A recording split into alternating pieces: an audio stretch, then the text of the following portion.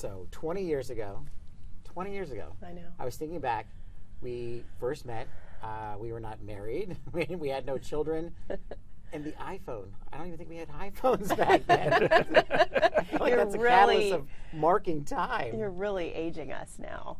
I mean, think about how much has changed since we all became friends. And I think the only real constant is Channel 7. Everything else around us has changed in our personal lives and our experiences, but we've had this one thing that bonded us all together, and it was that we got to come in every day and see each other and be with our friends and do the job we loved. So let's start at the beginning. How did you get to Channel 7? Because there's a story behind it. Yeah, I was working in Seattle, and the news director that hired me there, his name was Bill Lord, came to DC, to WJLA, and about 6 months after that, I heard from him, and he said, how would you like to come to Washington and work for me again in the other Washington? And I was so excited because I was from the East Coast. I wanted to get back to the East Coast and be closer to my family. And then it was Washington. I mean, who doesn't want to cover local news in DC? It's the best local market in the country. So it was really a dream come true. And I think I quickly knew this is my place. You know, I don't think I knew at that time I'll be there for 20 years, but I knew this, I can't imagine, you know, a station and a city that I'd rather be in. Oh, yeah. That's crazy. And then I met you guys. Well, no, I remember you first came on board as a reporter. I think we were working the night shift, Yep. right? Mm-hmm. And, you know, several months in, all of a sudden we got this notice, hey, we're going to try a new morning team. And we showed up in the set on a Monday morning for the first time, kind of cold meeting. Yeah. Yourself, myself, Doug McElway. Yep. And they said, here, we're going to try a new morning thing. Let's go. And we had worked different schedules. Right. And I don't think I'd ever seen you in real life. I don't think we'd ever met. And I had been here 6 months, and I don't think I'd ever met Doug McElway or you. But I guess our boss at the time thought these are the three we want to put together. Right. And we literally met when we started doing a newscast together, and it was immediately fun. It was. I was going to ask, how did it feel, that first newscast? Can you remember back that far? I remember that time frame, and I remember that right away the three of us got along and were having fun. And as we all know, when you work that shift, nothing's more important than bonding and getting along with the people that you work with, because getting up at 2 a.m. is a really hard thing to do. And if you can't come to work and be excited about the people you're going to see, it makes it a lot harder. So we were really lucky from the beginning. So you've done every shift Yeah. during the week at this station, ranging from mornings to the 11 o'clock news, and then you cut back from there.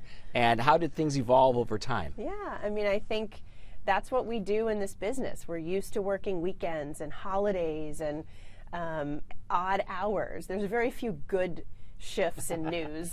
No 9 to 5? No. And so, you know, I did the early morning, then switched to the late night and worked until the 11 o'clock news when my kids were babies, and I would run home and try to put them to bed and come back and do the late news. And then I got to work a day shift, and that's when you and I got to do the noon show and the 4 o'clock news together. And I think all of those shifts have been demanding, but in a way where you feel like you're really making a difference. And you have interviewed countless people. You did the Working Women segment for a long time. Most memorable interview that you've ever had?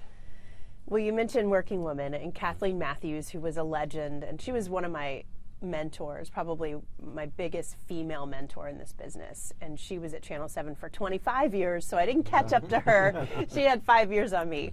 But she started that franchise, and she recognized back when it started how important it was to put women in the spotlight who were working outside the home. At that time, when she started it, it was still somewhat novel. And I loved being able to take that over and meet all these women in DC who are contributing, whether it's through charities or their business or with kids. I mean, it was such a privilege to meet all of these women and see what they're doing with their lives. I think my most memorable interview and I'm proud to say that the team that worked on it, that we won an Emmy for this story because it was so powerful, and it was about military caregivers.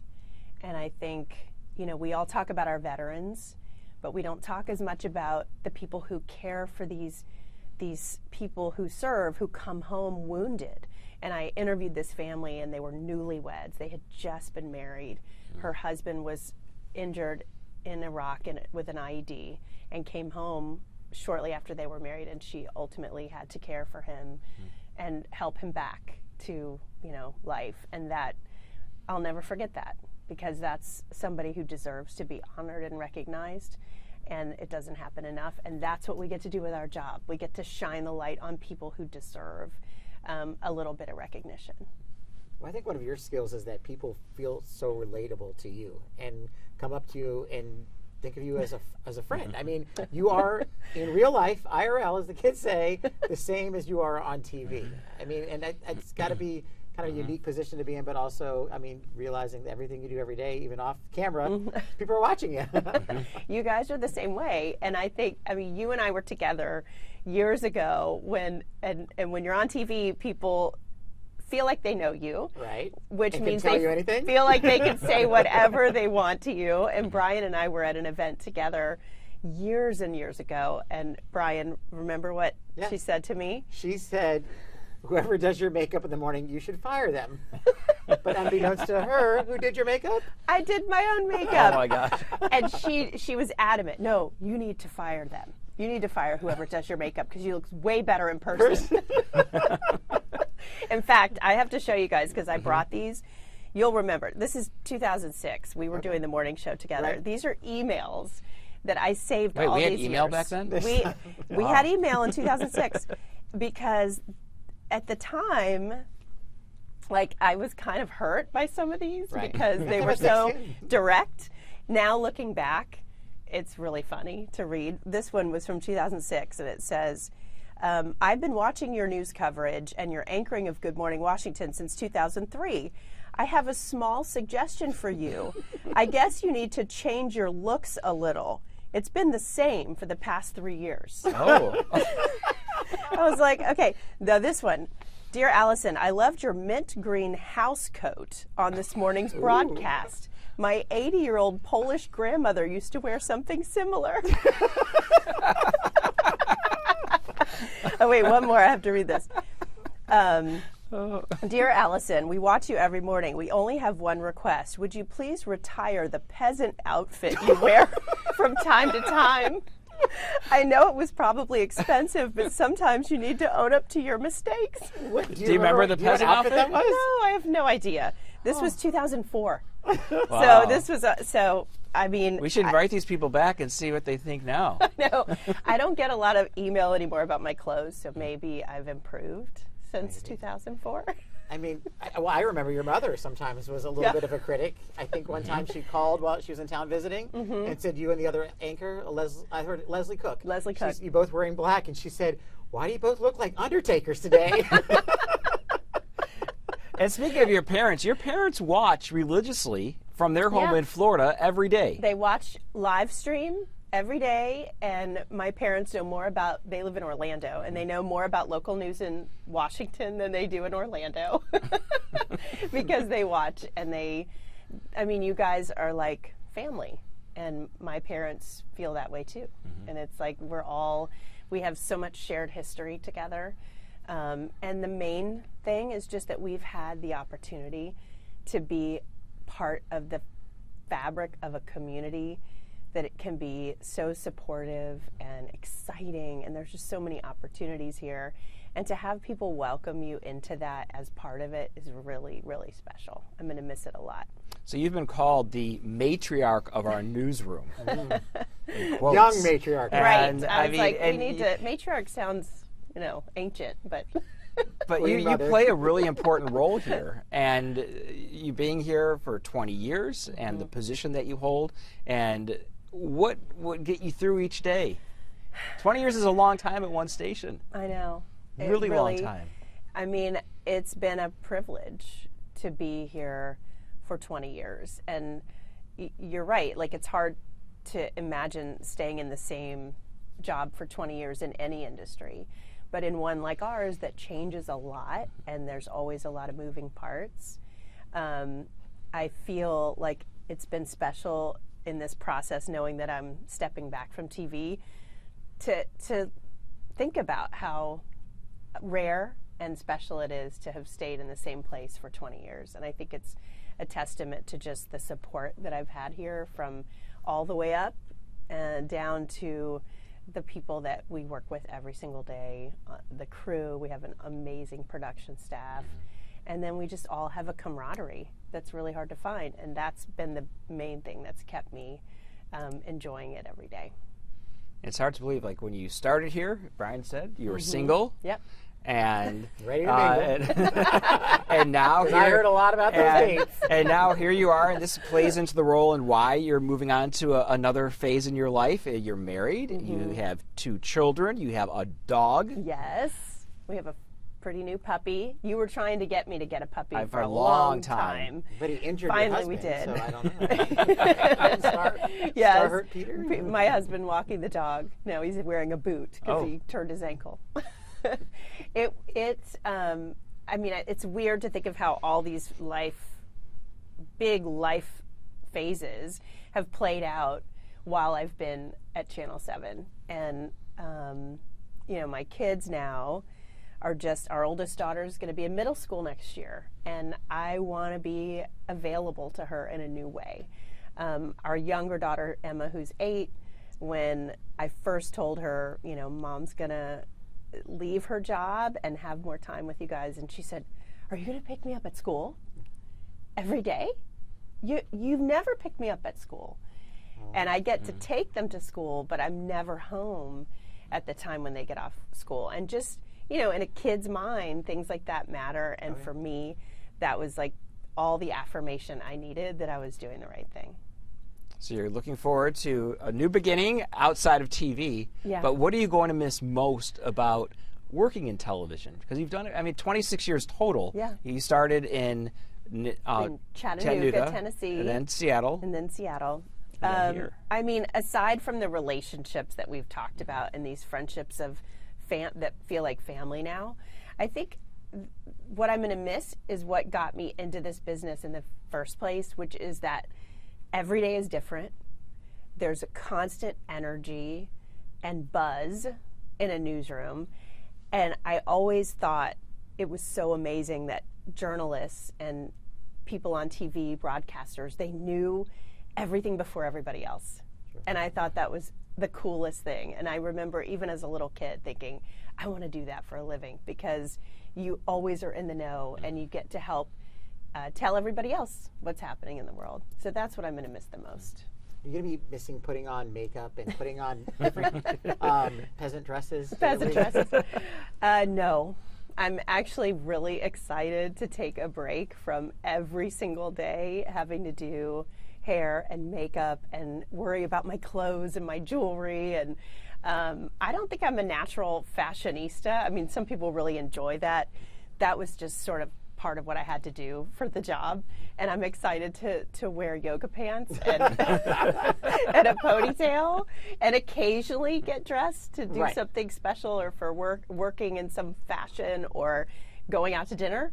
But otherwise, I'm going to take a big break. No more fake eyelashes for a while. Oh. Those are fake? Yeah. Oh, I don't know that. That's crazy. They are. So, as we wind things down here, and it's not trying to make you sad or anything. Make me cry. But, parting words to the viewers, because the viewers are what makes television television, because without the viewers, we're just in a box. Yeah.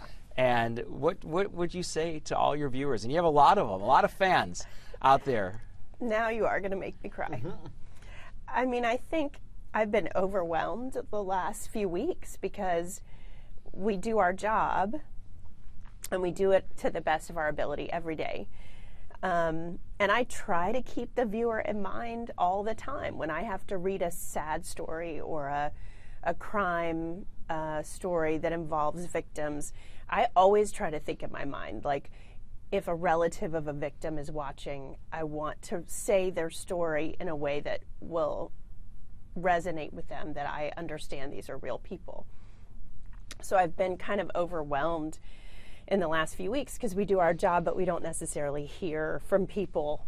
We shouldn't every day telling us that they appreciate what we're doing, but to hear from people who say, you know, I've been watching you all these years and feel like you're part of our family, or I'll go away out of town and come back and you're there and it makes me feel good that you're still sitting there. It's really emotional to recognize that people appreciate all these years, because I've been doing it for them. And it's going to be really hard to not be part of that anymore. But I know that Brian and I, who sit next to you at the anchor desk, that we're going to miss you deeply, and you leave a void that's not replaceable.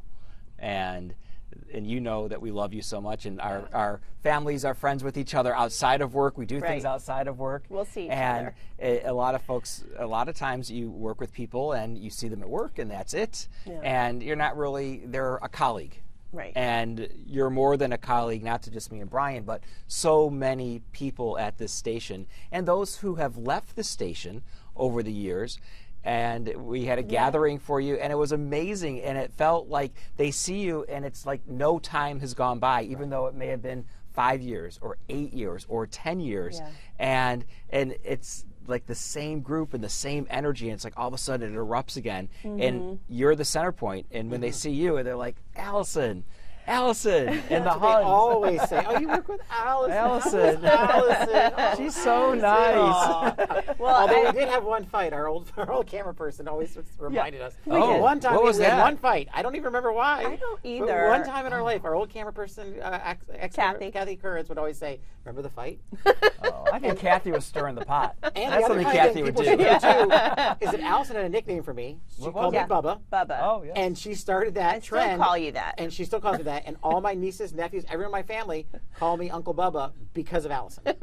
I was never called that before, but I am Bubba. Well, I was going to say, too, like, you know, one of the real treasures of this experience was the opportunity to work alongside Gordon Peterson, Maureen Bunyan, Doug Hill, Tim Brandt, Leon Harris. I mean, these are pillars of journalism. It's like the Mount Rushmore of DC News, and Channel 7's legacy, and that legacy of On Your Side, and everything that those, before we even got here or when we first started, the things that they left here will always be here. And I'm just so honored that I had the opportunity to work alongside these people that I had so much respect for, including both of you.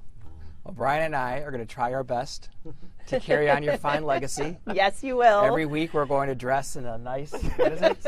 What kind of outfit? Peasant. A nice peasant outfit. I can't wait to see that. It's going to be amazing. Thank Will you still be involved socially? Will people still be able to stay in tune with you? Maybe a little bit.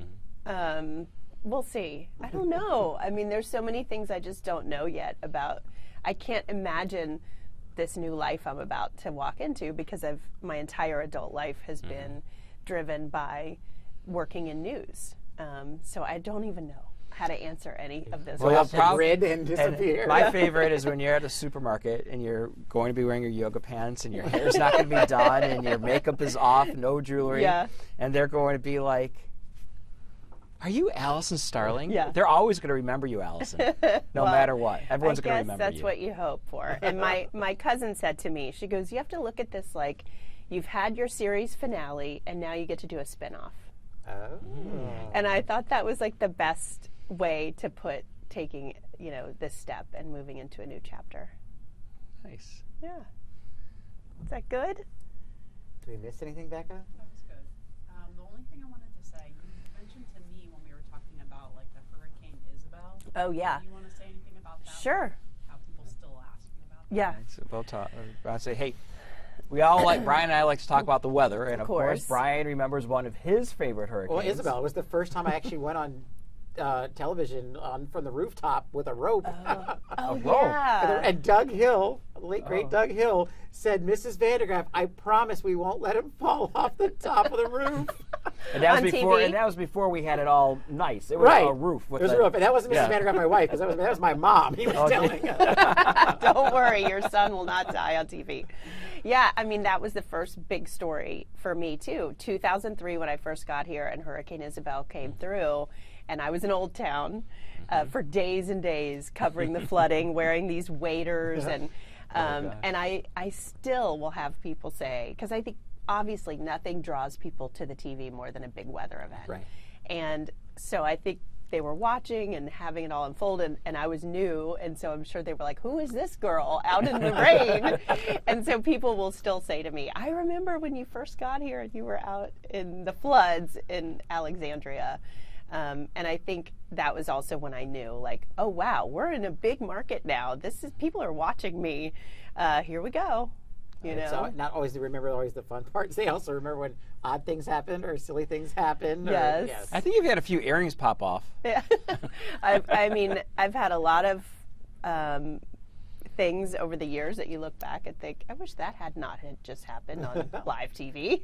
And but that's what keeps hairstyles. it interesting. You've had a few. I've had a few. I've had the same hairdresser Oh, yeah. all these 20 years, but Shout a out lot to of different Luigi. hairstyles. Luigi.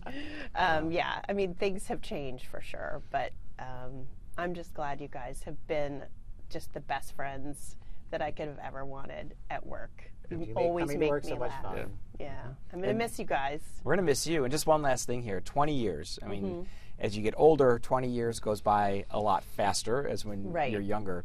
Did it go by fast? Did it go by slow? Do you remember? Or is it sort of like a both. blur in a way? Yeah, it's both. I think some things feel like a lifetime ago, like when we first started that morning show, but then other things feels like it just zipped by, and I really tried to soak it all in all these years when we were covering, you know, the Capitals winning the Stanley Cup and the Nats winning the World Series and going to these parades and watching the city come together. And I can remember sitting at one of the parades and thinking, this is so cool that we get to be right in the middle of this. I always tried to suck it in and like enjoy it, but And it the goes by fast. inaugurations. How many have you sat through? Yeah, several inaugurations, which are just always really long days for people who live in DC. Yeah, those are all such DC-centric things that make it really special to work here. I mean, I think maybe if you ran for office at one point. Oh. I mean, there's no plan for that. Vote Starling. 2026. All right. So thank you, Allison. Yeah. We love having you here, and Yeah. we're going to miss you. I know Brian. Oh, I can't even going think to, about it right now. But I know. Keep Brian with snacks to It doesn't seem console real. him. I know. Doesn't seem real. Does not. But we'll keep hanging out. Yes, absolutely. Anything else, Becca? That Thank was you. so nice. This is such a nice little fancy. intimate. I want only this to be got the weather one show. tear from you. That is it. I feel- know. You held it together. I know.